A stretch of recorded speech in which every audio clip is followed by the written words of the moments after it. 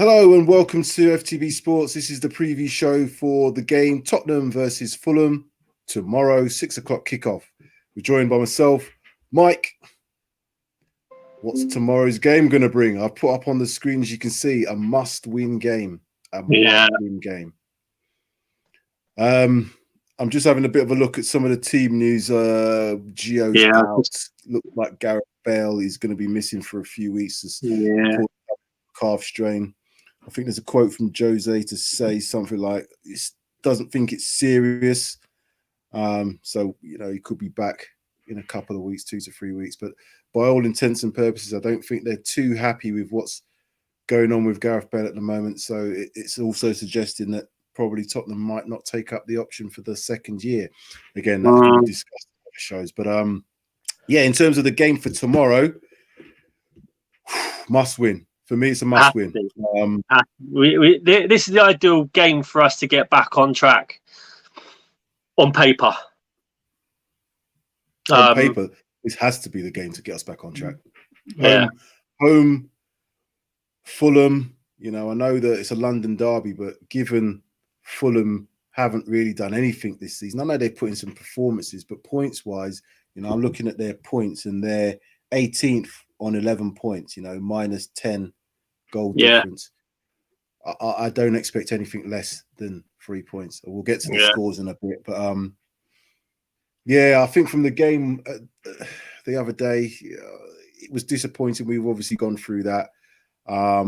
So what I don't know. It's can't put my finger, but what for you is missing from the attack at the moment?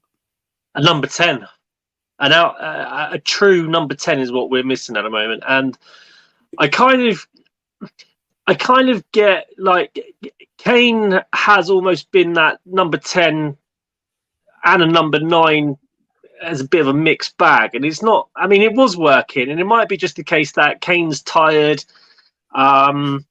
needs a rest, etc., just to recharge his battery so he can go again. Although, albeit he is still scoring goals, but I think we're missing the true number 10.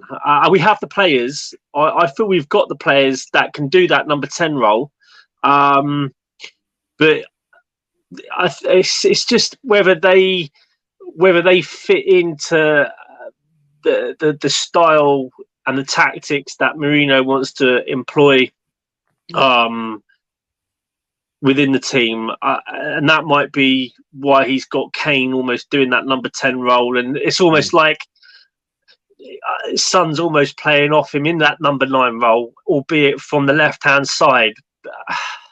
I think that it's just that we've just got to get that balance right. If we have a number 10 that sort of Mourinho's happy with the work rate, because that's the key for Mourinho. I think it's work rate. So we have the players that can play a number 10, but it's whether they've got that work rate that Mourinho expects, regardless if they're a number 10 or not. And I think that might be that sticking point. And if we have a number 10 who can do that role, or if we get a number 10 who can do that role and fits that mold for Mourinho, then you might find that we get, for example, Ndombele could play that number 10 role or play in that advanced position, and we might end up finding someone that just, I suppose, fits in alongside Højbjerg, who's of the same sort of quality as Ndombele is. So we've got options. It's just, I don't know. I just don't know if Mourinho's quite found what he's looking for.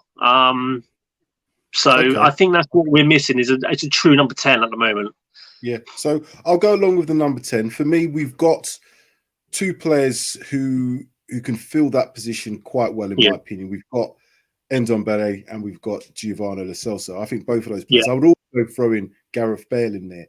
What I think we're missing quite drastically is, and we had it in the earlier part of the season, and it's been missing for a few games, and it was going to be missing from a 3-5-2 because we've only got two up front, but running beyond the back line. We didn't really have anybody to run beyond the back line. When we played the 3-5-2 in the last game, we only had Son, because Kane, as you said, kept dropping into that hole, and it didn't have us stretching them going the other way. I want to see us, threatening their back line. Fulham, they're not going to come out and attack us, I don't believe, but they need the points. So at some point, they're going to have to think to themselves, we've got to open up to get 3 points. And 1 point's not going to do for them. 1 point's not going to do for us.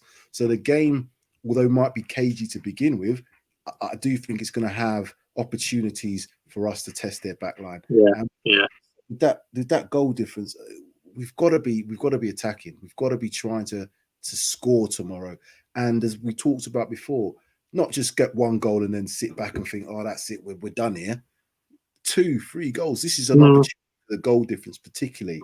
These teams, and we've got to make sure an opportunity now. You know, we've seen some draws yesterday. Leicester drew, obviously Chelsea drew as well. So I'm looking at the table. Liverpool on 32 points, having played 15. Leicester in second, 16 games played, 29 points. Everton 15 games played, 29, and then Man U with 14 and 27. So us being on 26, we win tomorrow, we go second. We do. We go second and goal difference.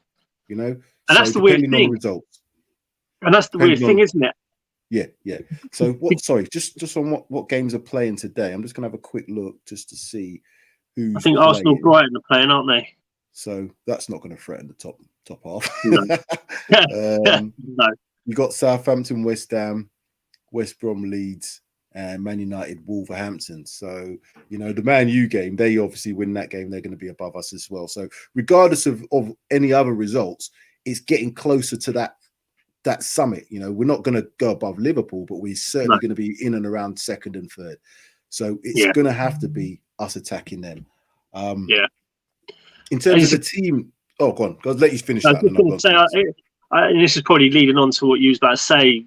I'd like to see Aurier come back in this game. This would be an ideal game for Aurier with his attacking threat, because when we are attacking, this is the ideal sort of game whereby it would suit him because he can push forward and he hasn't got to worry too much about defending. Depends on how we line up, but I'd like to see him back, and obviously Reguilon on the other side, on the other flank. That'll give us the width that we perhaps might have been lacking in previous games. But yeah, so I was just going to add on that, just on that is who or what do we have to change to get this winning mentality, this winning form back? You know, you mentioned a couple of players there. Is there anything in the formation, the system that Jose might need to adapt tomorrow to get the best out of these players? I don't think we're getting the best out of the attacking lineup at the moment. But again, that may be down to a bit of strategy and tactics. Do you know what? I would probably keep the same formation that we had against Wolves for this game. Okay, 3-5-2. Yeah, I'd probably go 3-5-2. I'd like to see Rodon start. Although I kind of think that he might keep maybe the same back three, apart from Sanchez comes out for Toby. But this is the ideal sort of game whereby we can probably go 3-5-2 and push. If he's going to start Kane and Son up front, then you've got them two up front, which you'd like to think they'll get chances, and we'd create chances against that Fulham back line. And yeah, I think he might go 3-5-2 again this formation. Well, that's what I'd like to see anyway. Okay. Well, I'm against Fulham. Would we need to play 3 at the back? That's my only thing, because they're only going to play. I can't see them playing 2 up front. I think they might play. I haven't seen them play this season, but I could imagine it be 4-5-1 or something of that sort of formation where they've only got 1 up top and they're going to be very, very defensive themselves. So they may play a 5 at the back. They might play a I don't know what you call 5-4-1 or whatever, 5-3-2. So there's a possibility of that. So we could match them up. But should we really be having to do that against the likes of Fulham, given that we've got quite a bit of attacking threat in our squad, in our team? I mean, the only other formation you could potentially go would be 4-3-3, but I don't know. I mean, if you go, it's difficult because I mean, Fulham. I reckon Fulham will go I reckon they'll go defensive tomorrow against us. Yeah. I mean, we were playing at home. I wouldn't be surprised if they go 4-5-1. Keep it tight and compact in the midfield. But I'm just looking now just to see if they've got. It looks like it doesn't look like they've got many injuries or many people out. So it'll be an interesting one because I mean, it could be the perfect opportunity, as I say, for Aurier to come back into the fold because he going forward. He is a threat, and I mean, if he can get the balls into the box for Kane and Son, etc., then you'd like to think there'd be chances and opportunities created off the back of that. If we go 3-5-2, or even if we go 4-3-3, I think the midfield three or the in the middle of the park,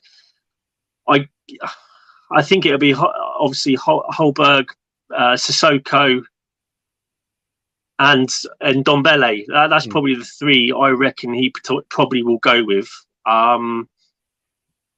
Obviously, Kane and Son pick themselves up top, but with Mourinho at the moment, you just don't know what formation he's gonna play because it's also the fact that we've got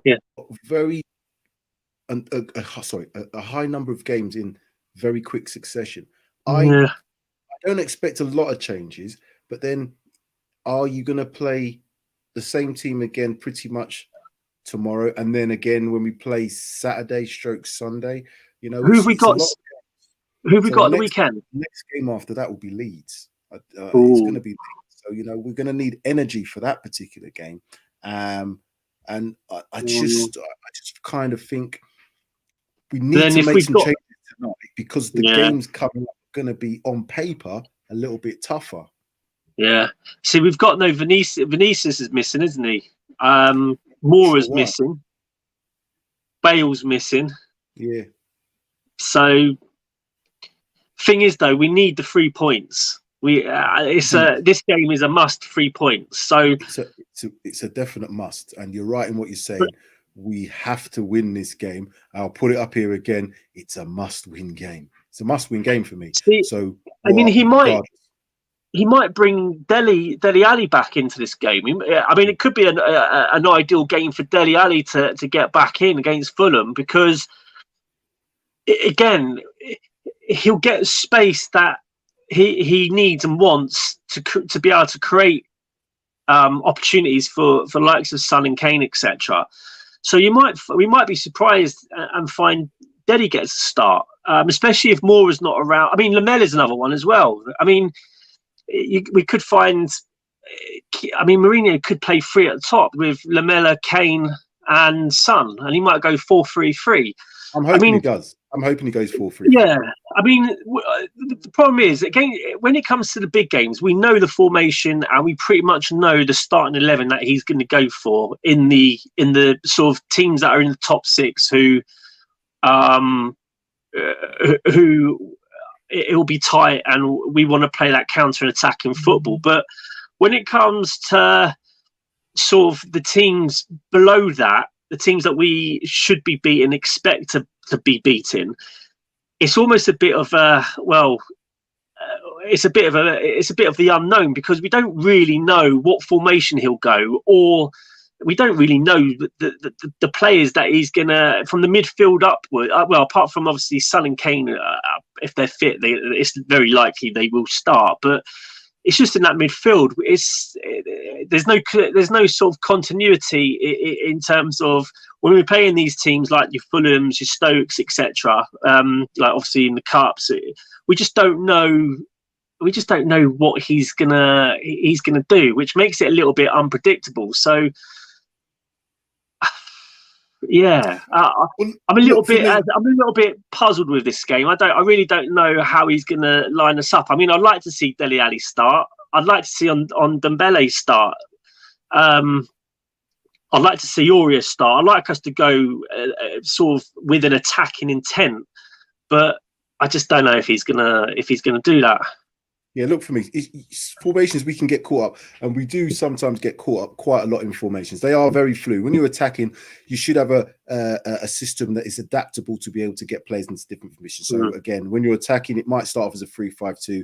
There's a flexibility to get it into a 4-3-3. You know, there's different ways of playing. It's got to be very fluid. The defensive side of things, the defensive shape does tend to be very rigid, and so depending on how you start a game, for me, if you go with a 3, that means when your wing backs come back, you're then playing 5 at the back.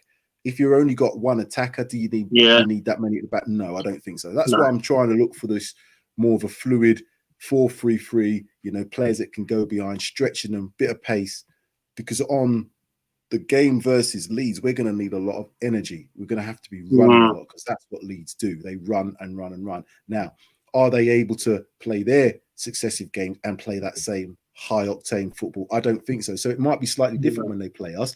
But saying that, that's what they're built off. They're built off that side of things. I know we're moving on to the Leeds game before we've even played this one, but we have to take them things into consideration. This is what I'm saying. Tomorrow's game, we should be able to win that game comfortably on paper, and we should be able to potentially rest 1 or 2 key players. The likelihood is, because of the result that we've had, or results that we've had, Jose's probably going to start with as strong a lineup as possible, which means, as you said, Kane, Son going to be starting, your Højbjerg, your Sissoko, your back line's probably going to be, if no injuries, Dyer and Alderweireld, Reguilon, and a toss-up Aurier or Doherty. So you kind of got all them key elements, 8 or 9 players, with obviously Lloris being in goal. But this should be a game now where you could think to yourself, if we were playing well, I could see making a few more changes. But as I said, we're not getting the results to be able to do that. So score predictions, I think we're going to have to look at these score predictions, Mike, and I'm just doing a little one of them, a bit of a prayer, because I think we have to have. I'm going to go, I'm going confident for tomorrow. I'm going for a big 3-0. Yeah. That's what I like to hear. I'm confident. Go on. Just explain your 3-0 reasoning. No, I'm going big 3-0 because I think we'll get opportunities, and we need the result. And I think we'll want to put things right. And I honestly think, I mean, it's been 4 games, we haven't got a win. I think honestly, tomorrow, if all the lads are on singing off the same hymn sheet, we will get opportunities, and we are clinical. We are still very clinical. And I'm going. That's the basis of my prediction for 3-0. I think we'll be clinical. We'll get chances, and I do think we'll take them. So I'm going 3-0. Okay, so if we take Liverpool out of the equation, if we go from Leicester in second place on 29 points, all the way down to Southampton in 9th on 25 points, you can see what a win can do for you. And this is the thing. We could go up to second, stroke third, depending on the United result. Having had the bad results that we've had, I say bad, in terms of the not winning results that we've had over the last 4 games, because we've now been given opportunities. We've been given opportunities by other teams dropping points, and this could be the season going forward. It's going to be a lot like this, but I still think this period of Christmas games is very, very key to how you're going to be and where you're going to be come May, whenever the season finishes. I'm going to go bold as well, but I just think I say bold.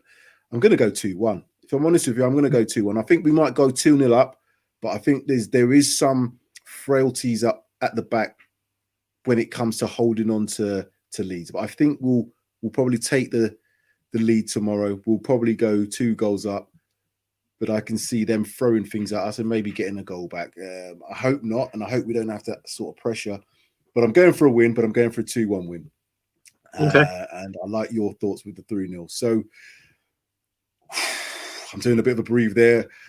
Ftbsports, we are looking at the game tomorrow, Spurs versus Fulham. Mike's going with 3-0. I'm going to go myself with a 2-1 win for Spurs. We're both obviously wanting the Spurs to do well tomorrow going into the weekend's game. Let's hope we can. Like, subscribe, share, comment. Links all in the description. Support this channel. Mike, thank you very much. I'll see you again tomorrow for the post-reaction show again doing one of these. We hope to have a positive post reaction show. Looking forward to the games later on, particularly that Arsenal game. 6-pointer down against Brighton. Let's not troll them because I've had enough of them anyway, but they've been trolling me. So I thought I'd just put that out there live. 6 points, so everybody watch out for the 6-pointer with the Arsenal today. But no, thanks very much, Mike, and I'll catch you tomorrow.